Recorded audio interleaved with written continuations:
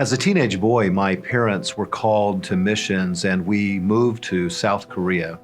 And while I was there, I began to realize the need and also the openness in the 1040 window. It's a region in which there are almost 5 billion people. Many of those countries embrace Islam, Buddhism, Hinduism. You've got 90% of those people that have never really had a clear presentation. They could live and die and never have someone tell them about Jesus Christ. There are people from about 1,500 plus language groups that to date we don't even have a Bible translation that has begun in those languages. There is certainly a need for, in our time, in our generation, for those 5 billion plus people to have the opportunity to hear the gospel at least once. I've been able to travel to many countries throughout Asia to be a part of training pastors and winning souls, preaching evangelistic meetings. And every time I come away sensing the fields are white already unto harvest. So as we looked at their needs, there were 5 things that stood out in our own mind. The first was the need to educate and to create awareness of the region. That was the first. The second was to be an encouragement to those that are serving in that region today. The third was to be able to equip them, the need for continuous training, or whether that be the need for continuous resources. That was the third. The fourth was to be able to engage others to come together so that we can co-labor and to support the need. And the fifth was to be able to enable those that are serving, do whatever we can to support them. Spiritual Leadership Asia is meeting so many needs today. A need for encouragement, a need for training, the need to bring pastors and missionaries together. We started in 2015 in Singapore with a conference that was focused on Asia and focused on missions.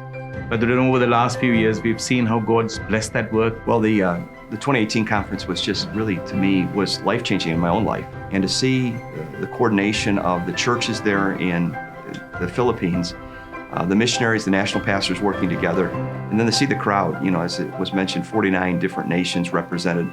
I think we had over 150 that surrendered to ministry, and prayerfully, many of those at some point will be jumping into this 1040 window. As we have ministered in Asia, we have seen God 6 or 7 times at Spiritual Leadership Asia Conference, not only save souls, but raise up men who have been called to preach the gospel of Jesus Christ. And it has been amazing the last few years, in particular, to see the exponential growth of the conference and to see hundreds of men surrendering their lives to become preachers, and then to go back a year or two later and hear of the work that's already being done through their lives. Of course, the Spiritual Leadership Conference is a biannual meeting, but Spiritual Leadership Asia is the ongoing vehicle that will take us beyond those meetings, with regional meetings and with, of course, just trying to partner with others who are trying to do a work in that region. The emphasis in the past several years on training pastors and evangelistic services and bringing people together has been awesome. But now we're excited not only to have the great biannual meeting, but on an annual basis to begin facilitating these conferences in various countries around the 1040 window. What we have seen is that we're just touching the tip of the iceberg because the needs are far greater and far more significant. We're just seeing that in the next phase, that it's critical that we are able to take what we are doing closer to where the work is. And it's important that we have conferences of this nature in South Asia so that we can be a blessing to a greater number of national pastors in that region. Additionally, we're excited to find national pastors who are going into countries, sometimes closed countries, from Asia to Asia, and we're going to begin supporting them.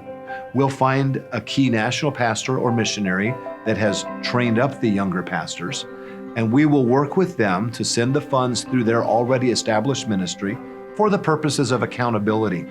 But as we support these national pastors, we will begin to touch the 1040 window in ways that we have not seen heretofore. So that's really what our passion is to somehow help the people that have the ability to go places where we as Americans can't go, to get into those areas, and then of course to begin that evangelization, and of course then out of that comes the planting of churches. God is able, and we're excited about what God is doing, because I do sense that He has stirred in many people's lives, giving them a passion for this particular region of the world. And so the biannual conference, the annual regional conferences in various countries, and now partnering with national pastors takes the Spiritual Leadership Conference Asia ministry to another level.